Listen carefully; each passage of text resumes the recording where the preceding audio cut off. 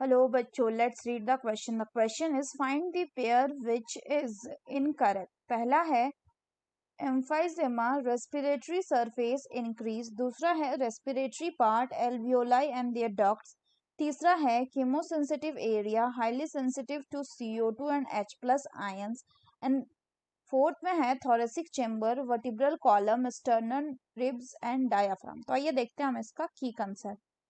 तो अगर हम बात करें बच्चों इसके की कंसेप्ट की, तो इसका की कंसेप्ट हो जाएगा human respiratory system and regulation of respiration.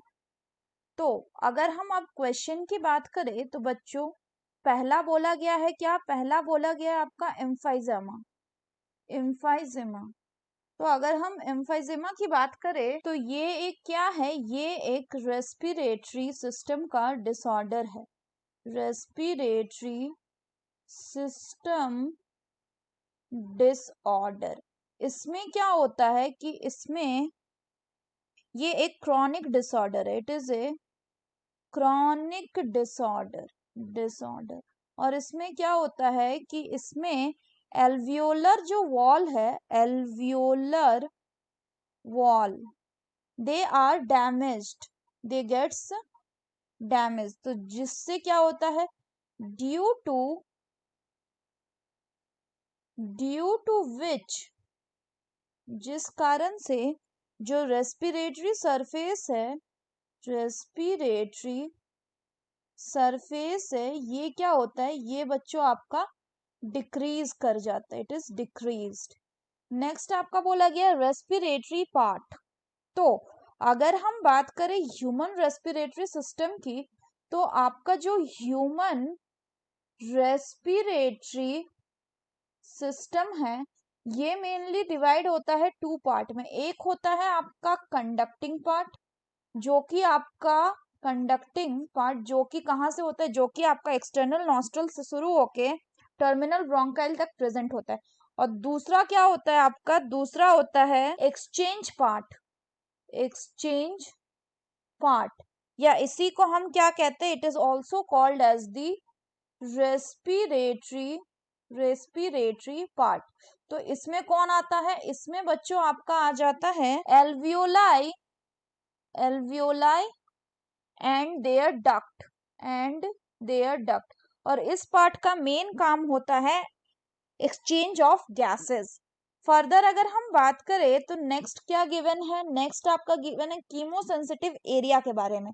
तो अगर हम बात करें बच्चों कीमो सेंसिटिव एरिया के बारे में, तो ये प्रेजेंट होता है हमारे ब्रेन के मेडुला रीजन में.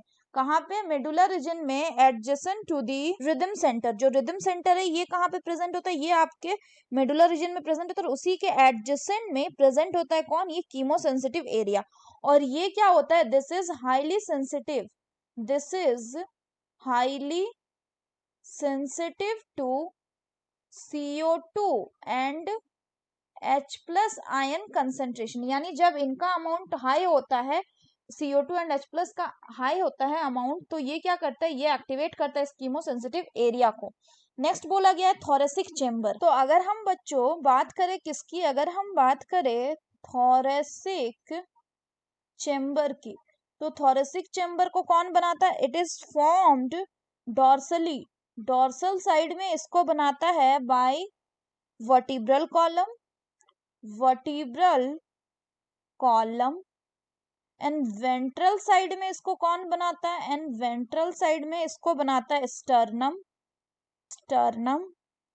लैटरल साइड में इसको कौन बनाता है? लैटरल साइड में इसको बनाता है आपका ribs. And on the lower side में इसको बनाता है कौन? Dome shaped diaphragm. तो अगर हम बात करें बच्चों क्वेश्चन की, तो इसमें हमें क्या बताना है? इनकरेक्ट बताना, यानी जो कि गलत है. तो पहला बोल रहा है एम्फाइजेमा में रेस्पिरेटरी सरफेस इंक्रीज हो जाता है, बिल्कुल गलत। अभी हमने क्या देखा कि इसमें रेस्पिरेटरी सरफेस जो है वो डिक्रीज कर जाता है, तो ये क्या है, गलत है। नेक्स्ट बोल रहा है कि रेस्पिरेटरी पार्ट में एल्वियोली और उनका डक आता है, बिल्कुल सही। नेक्स्ट बोल रहा है कि कीमोसेंसिटिव एरिया जो है वो हाईली सेंसिटिव होता है CO2 एंड H+ आयंस के लिए, अभी हमने देखा, बिल्कुल करेक्ट है। फोर्थ बोल रहा है कि थोरेसिक चेंबर में vertebral column, sternum, ribs and diaphragm होते हैं, तो ये भी हमने देखा कि हाँ ये इसका पार्ट होता है। तो हमें इनकरेक्ट पेयर बताना है। So the correct option will be option 1, that is emphysema, that is respiratory surface increase. So that's all for the question बच्चों. Hope you understood it well. Best of luck.